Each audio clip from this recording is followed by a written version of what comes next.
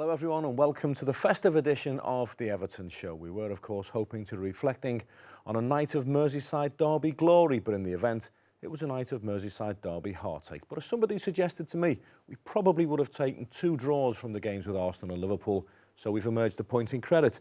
Graham Stewart, I suppose that's the way we've got to look at it. Yeah, maybe. To a certain extent. To a certain extent, yeah. I mean, obviously the disappointment is that we've lost a derby game, and in the way it was, seems cruel. We have to accept that, but you know, we've taken 3 points out of the 2 games, so you know it's not all bad.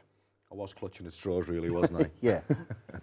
Here's a quick look at what else we've got for you this week on our Christmas Everton show.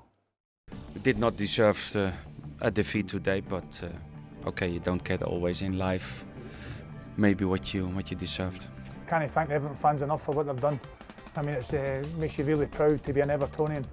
And of course we're helping the kids under 18s to get out and go on excursions and see different things in the city and the area. Waddle was great. It amazed me when he came to Everton from Blackpool. His training, he never did anything less than 100+%. You know, the fans are very fanatical here and they really get behind the side. They're really great fans, and you always know it's a tight ground and the atmosphere is always electric. We have to start winning games. We have to start winning games back to back if we want to have a good season. And you know, as I said, we have to do all these interviews, but the only place we can do it is out in the pitch. And for all the talk you do, you know, you have to do it on the pitch. Right, let's assess the 227th meeting of Everton and Liverpool. We'll get some more of Diamond's thoughts on that 1-0 defeat very shortly. But first of all, this is what Ronald Koeman made of his first Premier League home defeat as Everton manager. Yes, of course, big disappointment. I think the team played really well. I think the first 45 minutes were outstanding. Maybe we had to score the goal to have a little bit more comfortable situation in the second half. They create a little bit more, they complain a little bit more in the second half. But okay, the 8 minutes was too long to keep the draw and to keep a clean sheet, and then you need a little bit more luck. We did not deserve a defeat today, but okay, you don't get always in life maybe what you deserved. You touched on it there, but how pleased were you with the way your side started the game? Yeah, very pleased, because that was the way how we need to start, how we like to start, and the first 45 minutes were really impressive. And we know they have a strong team, but the team played well, the team made it really difficult, and okay, but that's football. What have you said to the players in there?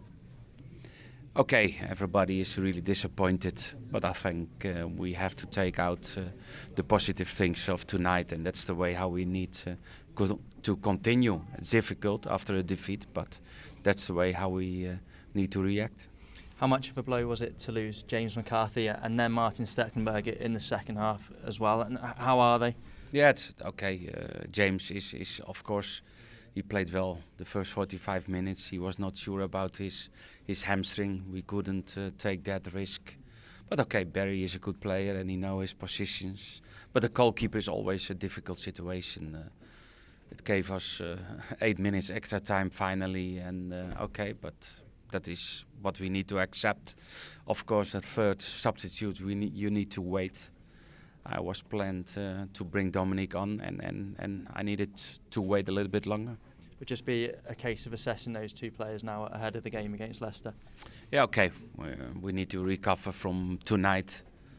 It had really a big, intensive game, and okay, we will prepare and we will see which player is available and the fitness about both players. And how we go about picking the players up now ahead of that game, I guess a bit of perspective about the way tonight went.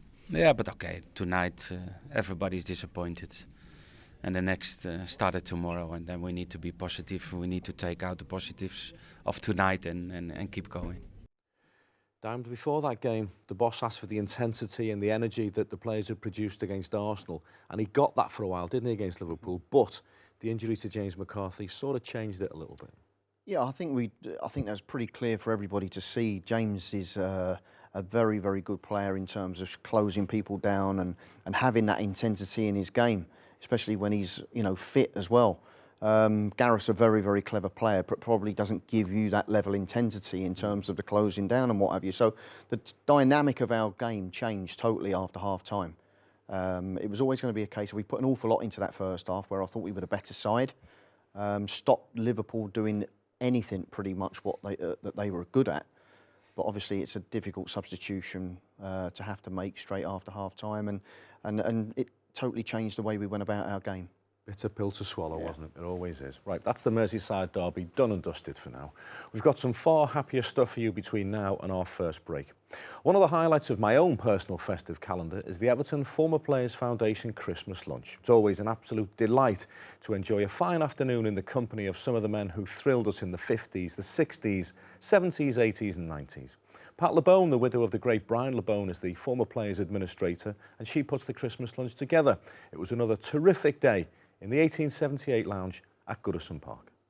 It is actually my first one, never been before. Normally I'm working on a Thursday, but my schedule has changed over the last 12 months, so I'm able to attend my first ever former players lunch, and there must be 30, 40 players in there. Some I haven't seen for years, some I wouldn't even recognise, if I'm perfectly honest, but some old faces we've had a good natter with. And they're doing some really important work for the older players, aren't they? Yeah, the foundation's superb. I always say that when it came on board, it put me in touch with people I used to watch from the terraces, people my dad used to talk about, and I wish my dad was alive now because I could introduce him to people like Alec Young and Gordon West and Brian LeBone. Unfortunately, my dad's been gone for many, many years, but it's great to see the players looking so healthy. Some of them aren't to the best of health, but the foundation raises money to help them, whether it be financially or medical care and everything else. And it's a great charity, and we enjoy getting together, and it's nice to see some of the older faces here tonight. Graham, the Everton Former Players Foundation Christmas lunch, you and I go every year with Snods and Sharpie, and it's a terrific afternoon, isn't it? It is a really good afternoon, a real good mix across the board of the older players and some of us newer ones, but we all have a good time. We all get together and share some stories, and there's some real good characters, especially in the 60s, 70s lads. We always enjoy the company of Jimmy Harris, don't we, the lads from the 50s? Yeah, I mean, it's brilliant, and it is. It's probably the one time in the whole entire season we get the opportunity to sit down together, have a good chat about past times, and yeah, you can see their smiles on the faces. It's a good day. It is one of the best days of the year, no doubt about it. Now, Duncan Ferguson's testimonial may have been more than 12 months ago, but it seems to be the gift that just keeps on giving. I was at an Everton Former Players Foundation boardroom event recently when the big man called in to present the foundation with 12 grand from his testimonial fund. And then just last week he was at it again when he presented Everton in the community with a brand new minibus. Duncan Ferguson has donated a minibus to be used by Everton in the community participants. The bus, known as the Sunshine Coach, was funded by the proceeds of Ferguson's testimonial and Variety, the children's charity. Can't thank the Everton fans enough for what they've done. It makes you really proud to be an Evertonian, and of course we're helping the kids under 18s to get out and go on excursions and see different things in the city and the area, so it's a brilliant thing that the fans have done. Ferguson met a group of local school children who were using the minibus for the first time at Finch Farm recently. He was joined by Executive Chair of Everton in the Community, Professor Denise Barrett-Baxendale, members of his testimonial committee and representatives from Variety. It's a worldwide charity. It's been in the UK for about 65 years now, and we assist sort of children from anything from a wheelchair. We've been putting in sensory units, special beds, baths. Obviously now we're getting involved with we do the Variety coaches. This is the 5,445th coach on the road that Variety has donated around the UK. It's fantastic news for us. So I would like personally to thank the testimonial committee and Duncan himself for making such a generous donation and contribution to the charity as a whole. It's a wonderful thing to have such high quality transport for our young people across the whole charity in our disability groups and our youth engagement schemes. Yeah, it's nice because it's nice for having a bus for the community so we can get more children around and stuff. As I said in the intro to that nice piece of film, Diamond, the Duncan Ferguson testimonial is a gift that keeps on giving, and he loves all that, the big fella, doesn't he? Well, he does, of course. I mean, very, lucky in some respects that we've got a good opportunity to help these kids and do nice charitable things. So good on the big man. Well done, Duncan Ferguson, again. And that's it for part one this week. After a short break, we'll be back with the under-23 highlights from earlier this week.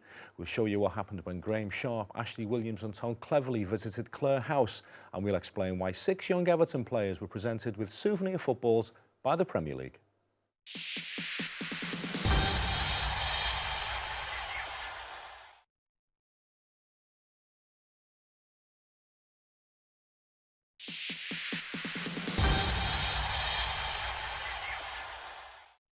Welcome back to part two. We begin this section of the show by joining Ashley Williams, Tom Cleverley and Graham Sharp on a Christmas visit to Clare House, the children's hospice over on the Waddle. Last week the trio made the trip across the water to hand out gifts and also to spend time with the staff, the parents and of course the children.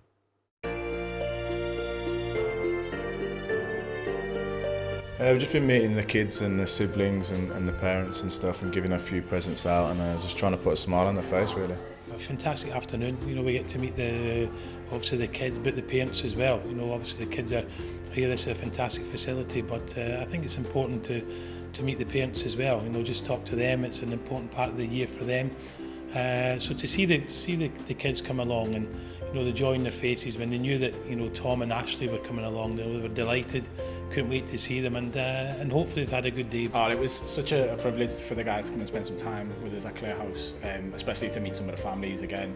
You know, it's nice come Christmas time for them to have a little bit something different to kind of do. So to get all the families together so they can spend some time with some of the other players was amazing. No, it's been great. We've had plenty of laughs that made us laugh. I think the high in spirits and it's good to see. Really, it lifts you as well. As Tom says, we enjoy doing it, and it's been a pleasure to come here today and interact with some amazing kids. It's unbelievable, some of the facilities. I mean, they've just showed us like a massive touchscreen cinema that all the kids can interact with, and the staff here are just unbelievable. They can't do enough for the kids, and it opens your eyes to see how much people do for people.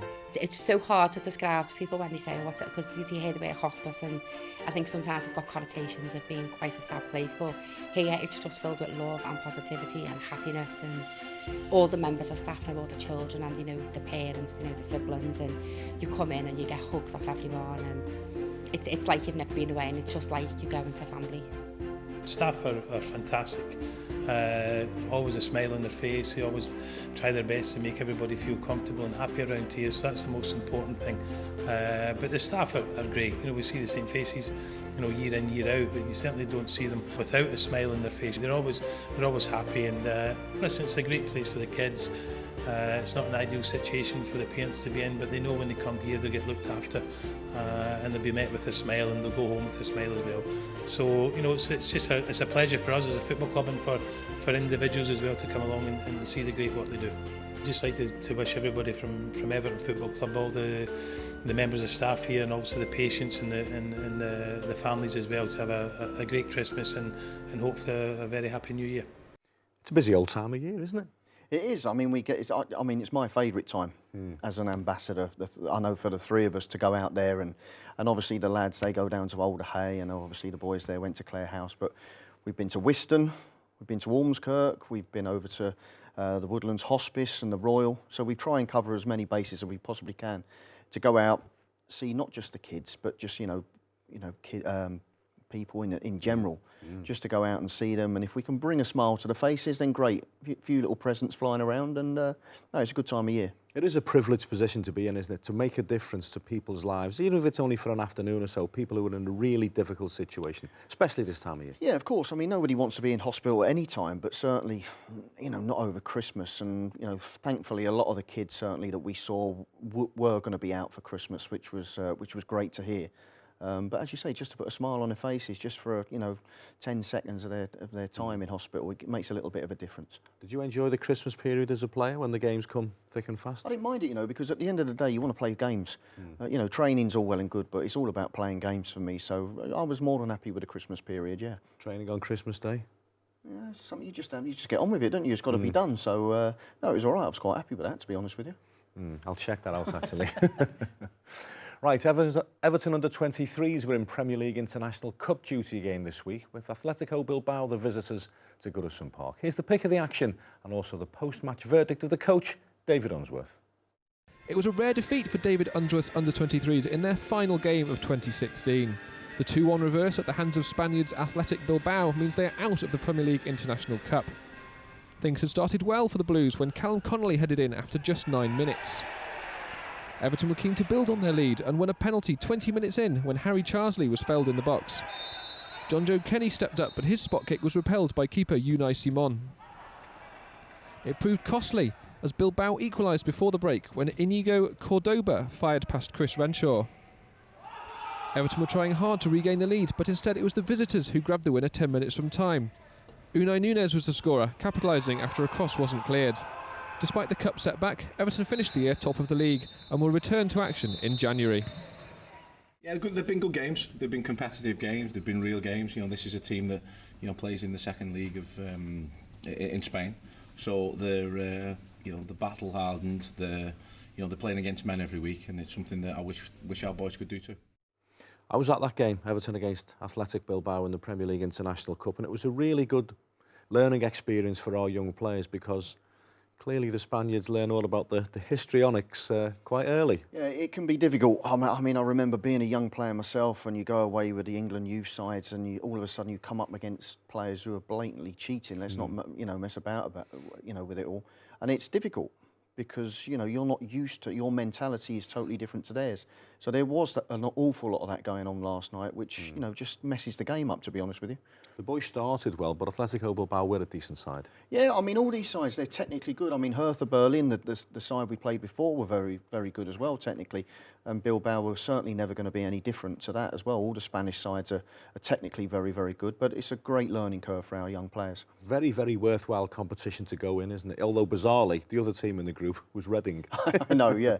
But, I mean, no, it is good. I mean, it's a different type of football, different challenge for all of the players to see, the culture and the way they go about their business, these foreign sides. So all in all, a good experience. Slightly disappointing that we've lost the 2 games, but so be it. That's the way it is. It's all about the future for the boys. Yeah, the boys will benefit from that, no doubt.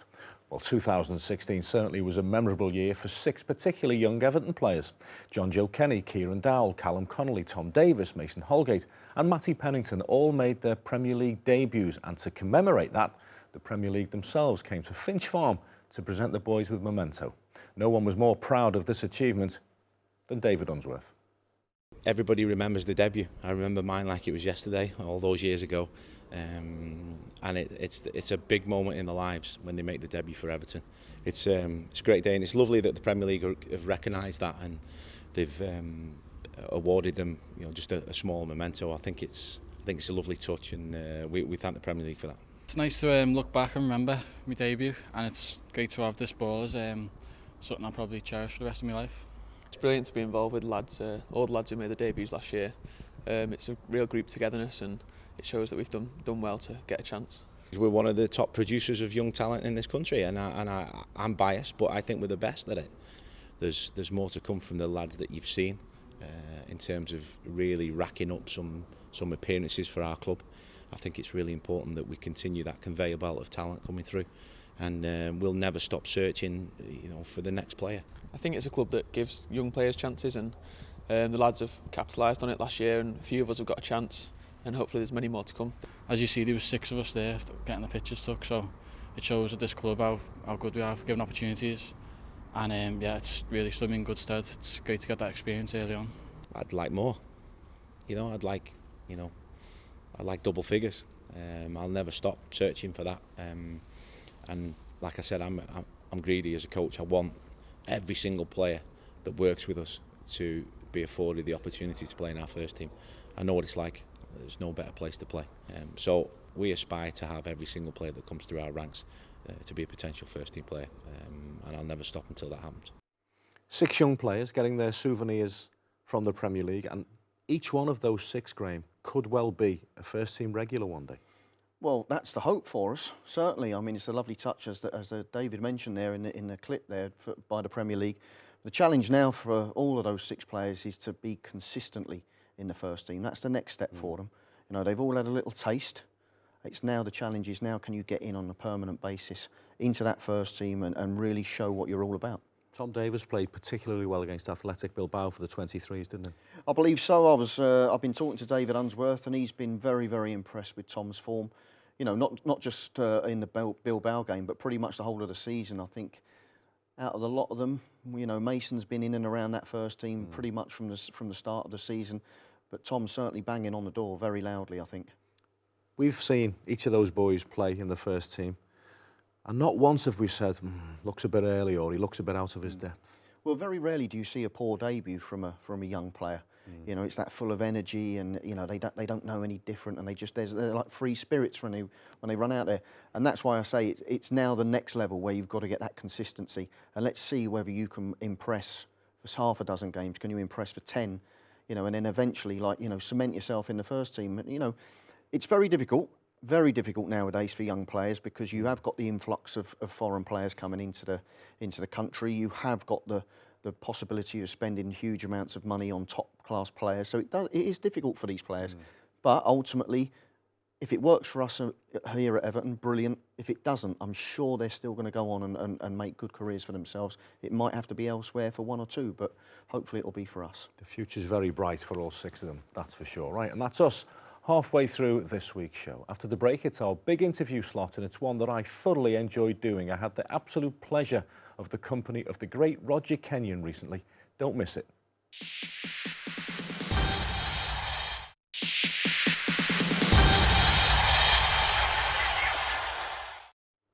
Welcome back.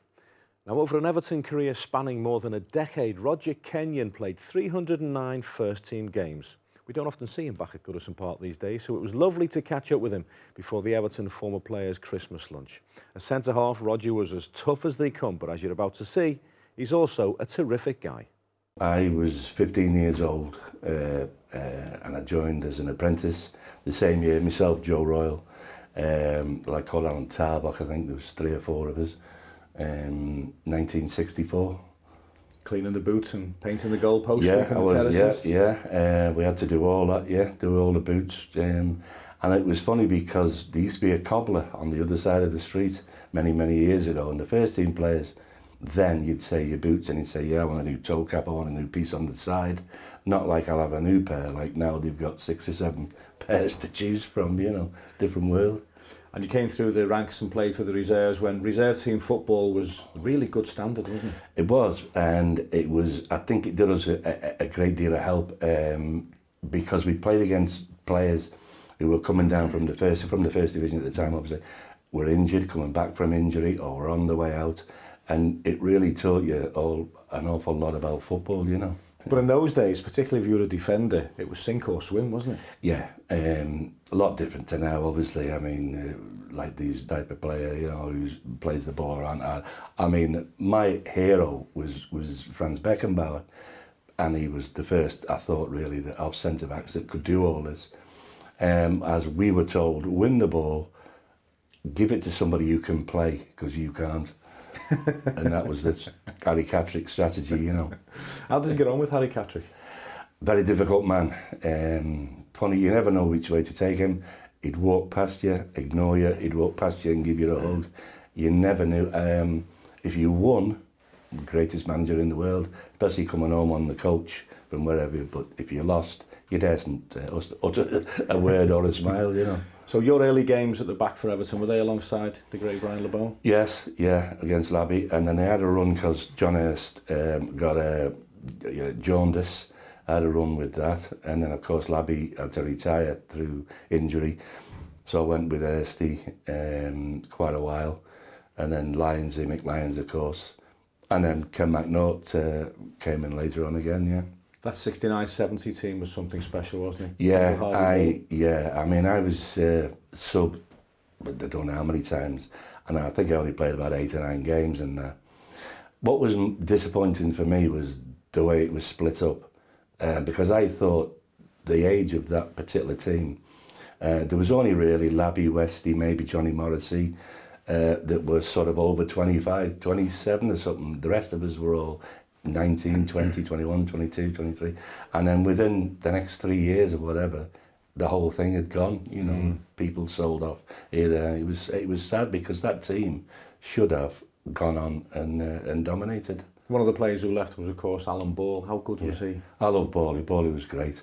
It would amaze me when he came to Everton from Blackpool.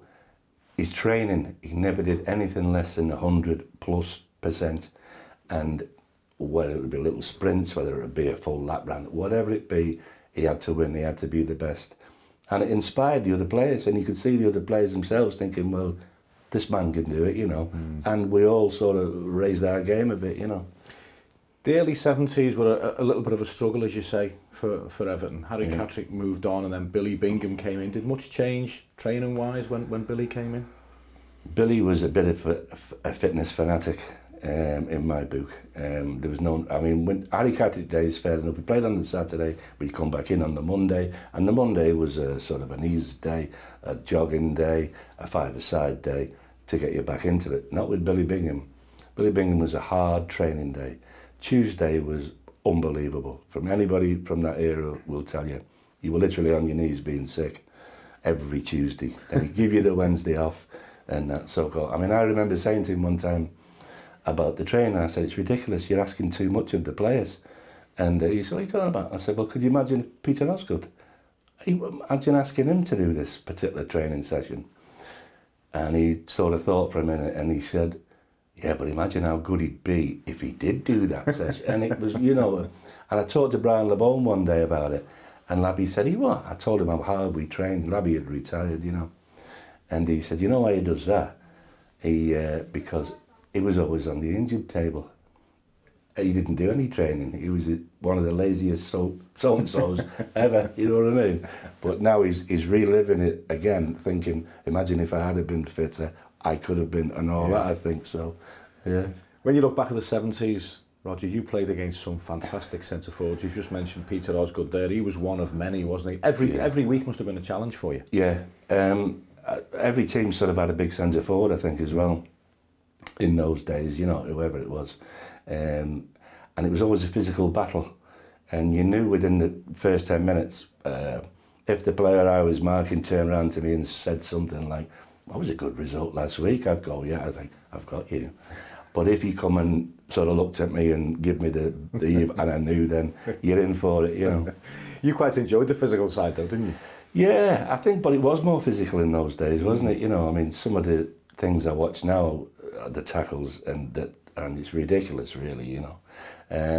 I mean, we never got a yellow card. To get a red card was really unheard of. Plenty of yellows, but the yellows were mainly for answering the referee back, to be honest, not the physical, you know. Was it important for you as a centre-half to get one early on the centre-forward? Because in those days, your first one was free, wasn't it? Yeah, and the referee, we all know, hit him early on and you get away with it. And I think one of the main things here was whoever the goalkeeper was of the opposition, bang him, get a corner, you know, hit him, knock him, do anything you want, and you won't get booked, which was right, you know. You got the England squad, didn't you, Roger, when you were here? Yeah, I was with Don Revy's squad, and I was on the bench 6-7 times. I didn't get on, though, and very disappointed with that. He promised me games, even to come on the second half as such, and it never, you know, and I would have loved that, because just to put my foot on the pitch and I would have got a cap, you know what I mean? But again, there were some, you were up against some stiff opposition. Yeah, there was some good centre-halves. I think Roy McFarlane was probably the outstanding one, who played with Colin Todd, obviously, who came here later on. And Davy Watson at Sunderland was a good, exceptional defensive centre-back, but not particularly good going forward. But Revy wanted that type of fella who could bang, and that, you know, and so it didn't work out, you know. When you look back at your time over Everton, do any games stick out, if you could take one game with you? Probably the semi-final win against Leeds in '68 at Old Trafford. I think that sticks in my mind. At the time, when Leeds were the masters of every trick in the book, and what they used to do if they were getting beat, they'd send Billy Bremer up front, and all Billy Bremer would do obviously would be a nuisance, a pest. And this particular thing, and he came and he went right over the top. I was just about to clear the ball, right over the top of me in the area. So we'd roll over and we'd fight and punching each other, you know. And the next thing, I felt this thing at the back of my neck, and it was Ray Wilson, and he gave me the biggest telling off you've ever heard in your life, you know. And afterwards in the dressing room explained, obviously, he said, do you realise what he was... You didn't realise what he was doing, obviously, young lad, but the circumstances, you know, they could have had a penalty, we could have ended up getting beaten, all this, and it was all, you know, experience. Diamond, we had the pleasure of Roger Kenyon's company at the Everton Former Players Foundation Christmas lunch. You obviously never played against him, but when you look at the graphic there, I don't think you'd go in for a 50-50, would you? I'd think twice about going for a 50-50 with Roger there, wouldn't you? But no, I mean, he was a terrific player, and you're right, he is a very, very nice man. And it's always good to see him back at Goodison Park. That's when centre-halves were centre-halves. Oh, tell me about it, yeah. I mean, I've played with a few uncompromising ones. There was a few, I mean, in those days, I mean, the referee gave you a little bit of a give me against the centre-forward, didn't they? So, I mean, I played with Graham Roberts, and he was a proper hard man. I mean, he took his boot off once after a game of football, and his boot was covered in blood, full of blood. 8 stitches he needed. He didn't even wince. proper hard man. And Waggy, Dave Watson was a proper Big centre Dave, half. yeah. I mean, I was of the modern day era. Probably Waggy was your top man. I mean, I used to look at Waggy when I first came to the club, and I thought to myself, like, you are an Iron Man, because he'd be on the treadmill and he'd be pounding away at ridiculous speed, and he'd hardly break sweat. Then he'd get on the weights and pump the weights, and I thought, you are an Iron Man. So he had maximum respect as your skipper. He was a leader, wasn't he? A genuine leader. Well, he was. You know, I'm not so sure that we've got, you know, leaders as such these days. I mean, it's more of a placid game than it used to be. But you look at your Terry Butchers and your Graham Roberts, your Dave Watsons of this world, your Tony Adamses, and you know, you wouldn't want to mess with any of them, would you? I think the game misses that type of player, that type of character. Yeah, I think so. I mean, football's totally different. We just have to accept that it's a totally different game.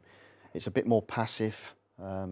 I think that's been coming along for a number of years now, where everybody's decided that we're going to look at the technical side of things, and the physicality's gone a little bit out of the game. But I'm not so sure how many of those lads would have lasted many games, I tell you. Roger would pick up some yellow cards and red cards, wouldn't he, along the way? But as we say, a lovely, lovely guy, Roger Kenyon. And that's part 3, nicely wrapped up. We'll show a few more adverts right now, and when we come back for the 4th and final segment, we'll hear from former England winger Chris Waddle, and we look ahead to our Boxing Day visit to Leicester City with Seamus Coleman and, of course, the boss.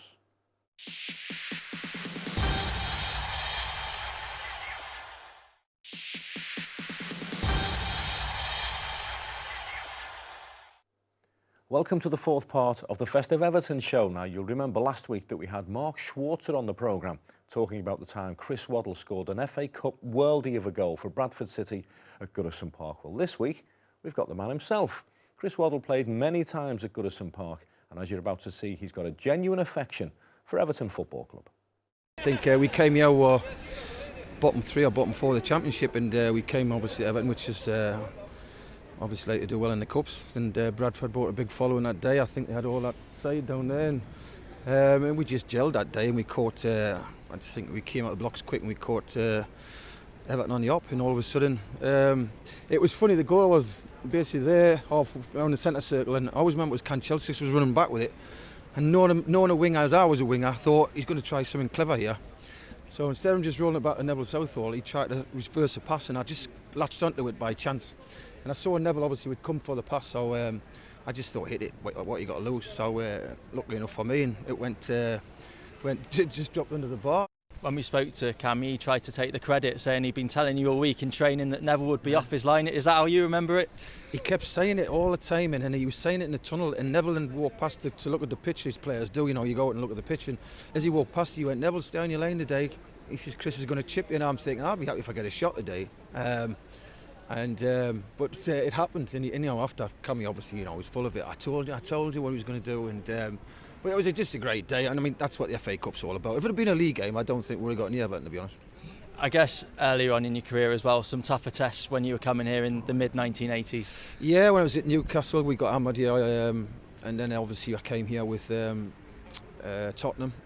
It's always been a hard place to get a result, and you know, the fans are very fanatical here, and they really get behind the side. They're really great fans, and you always know to take ground, and the atmosphere is always electric. You've got to really stand up, you've got to use the ball well, and you know, I've had a few draws and a few wins, but most of the time, especially the time where Peter Reid and Paul Bracewell and Graham Sharp and Aidan Heath, we couldn't get any of them, and they were a great side. So, but yeah, it's one of them when you look at the fixtures and you think, oh, we got next, it's like, it's good, so you think, oh God, here we go, it's going to be hard. You know, fans are very fanatical to get behind the team, and we always knew you always get a test here. I guess you knew a few of those lads, the likes of Peter Reid, Trevor Stephen, from your time with England. Yeah, Gary Stevens, right back. Yeah, so I mean, you looked at that side, and it was a great side. Kevin Sheedy on the left, and you know, it was a great side, great balance to the side, and you know, it just seemed to pick itself every week, that team. You know, when you look at them sort of 2-3 seasons, it was like that same team every week, and so when you played against them, you always knew what they were about. I knew Peter, obviously, with England, great character, Peter Reid, and Trevor was a bit more quiet, a bit more reserved. I actually linked up with Trevor in Marseille for a period. Gary Stevens, again, quite quiet, but Peter Reid was a great character in the change room. Speaks well about Everton, Chris Waddle, as do most people, and he was a smashing player. Good winger, wasn't he? He was a really good player. He had a funny style about him, didn't he, Chris? He looked a little bit lethargic, but honestly, try and get the ball off him was a totally different kettle of fish. He was a really, really good player. Obviously had a magical time at Tottenham, really good time at Sheffield Wednesday as well. He was a top player. And the day he scored past Neville Southall from all of 40 yards, certain Graham Stewart was in the Everton team. Unfortunately, I think I was pretty much just behind it, but it wasn't my fault. It was Andre's fault, as Chris has already told you. But it was one of those real gut-wrenching moments when you think you've just produced an absolute one-off there, Chris, but that's put us out the cup. And that it's hard to take because it's a nightmare situation. You're the favourites. They come there, nothing to lose. And he's already said to you what a difficult place Goodison Park to come is. But it happened to us a few too many times for my liking going out early on. And Chris Kamara never lets us forget it, does he? The Bradford manager that day. Right, the last time Everton went to the King Power Stadium, we were basically guests at the Leicester City coronation party. The Foxes were celebrating the most unlikely title success of all time, and the Toffees were quite simply just in the way. The 3-0 scoreline very much reflected the game, but Seamus Coleman is expecting something a little bit different on Boxing Day. It's a tough one. Look, their season last year was unbelievable, and people shouldn't forget the massive achievement that they had, and they're doing so well in the Champions League this year as well. But obviously the top teams have got stronger over the summer. They've brought new managers in, so it was always going to be difficult for them to do what they did last year. But we know it's going to be a tough game. They're at the end of the day, they're still the champions, but we know ourselves as well that we have to perform and put in the grind like we have done the last couple of games. I know we didn't get the result against Liverpool, but I thought the effort was there a lot more, and that's important. Do you feel like the bit will really be between your teeth going into this Leicester game after what happened last Monday?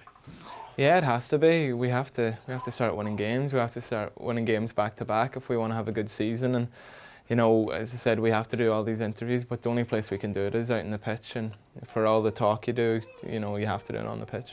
The effort was there from the lads. I know second half was a little bit disappointing, but I think the effort was there, and if we can bring that into the games coming up over the Christmas, we really need to start winning games. We've actually got the same number of points from the same number of games as we did at this stage last season, but what gives you hope that this season will be different, and what gives you kind of optimism that it will finish better than it did last time? Well, obviously you've got the new manager, which was obviously going to take time as well. I'm sure, you know, there'll be a couple of windows before he gets what he really wants. But in terms of what he wants from the pitch, it is a high pressing game and getting stuck into people. And you know, I think it's something that, as I said, the last couple of games we have done. So the last couple of games have given me confidence in terms of how we approach games. And I'm hoping that if we can all put in the effort over the 90 minutes, because this is the Premier League, you can't not work hard, you have to work hard, and if we can do that over the 90 minutes, then hopefully our results will start picking up. Graham, our primary concern, of course, will always be Everton, but what has gone wrong for Leicester City? After the Lord Mayor's show, I think. I mean, it was the most unlikely title success, I think, ever in football history, and they just got themselves on a run. They kept going. Everybody, myself included, were waiting for the bubble to burst. It didn't happen, and they just bred confidence throughout the side, and Vardy and Mahrez were absolutely on fire. Kante was brilliant, as good a player in the Premier League as there was last season. So they just rode the crest of a wave, and this year it looks in some respects like they've concentrated a little bit more on the Champions League and getting through in that, but got to be a little bit careful because they're not a million miles above the drop zone. I don't for 1 minute think they'll go down, but You just have to be aware of the situation. And Jamie Vardy, of course, scored a recent hat-trick, so he's back in the groove, which is all we need. Well, that rather embarrassing loss at Leicester back in May was the penultimate game, of course, of the Roberto Martinez era. Here's what the current boss, Ronald Koeman, has to say about the challenge of taking on the champions. Yeah, okay, it's always difficult because one side you need to play, you need to be prepared, but I know how important Christmas is in England. They already start in November and still not finishing the Christmas time, but okay, I spoke to the players what is the best what we can do. Okay, we will do training session on the 24th. We do an early session on the 25th. They go home and we travel in the afternoon to Leicester and then we play on Boxing Day, and that's our Christmas. Okay, we know the situation of James. He will be out for 2-3 weeks. Martin will be doubtful for the Leicester game, okay, but we know that and we do everything to keep everybody on board and in a good fitness situation. Leicester as champions, obviously having a different season this year, but still a really good test and a good barometer for us to see where we're at. Yeah, okay, it's really a strong team. Of course, they're a little bit more struggling in this season in the Premier League, but what they did was an amazing, and okay, nobody expected Leicester to win the title and to be involved in the Champions League makes the team more difficult. You need to play more games, you need to travel. They are not used to that type of games, and it's normal that you a little bit drop, but okay, they showed, I think it was 2 weeks ago, they showed at home really a good game against City, and they beat City 4-1, and okay, they're still really a strong team at home. When we went to Leicester back in May, it was their coronation party. We were in the way, but we've got to look at this game as being winnable. Very much so. I mean, as we've mentioned, they're not in great form at this moment in time. They've still got good players who can hurt you on any given day, but certainly we've got to look at this as the start of our festive period, a start of a collection of games where we start to need, to pick points up. I mean, Seamus said it in his interview. You need to win back-to-back games to get ourselves up in that league again and, give ourselves an opportunity to try and push for Europe.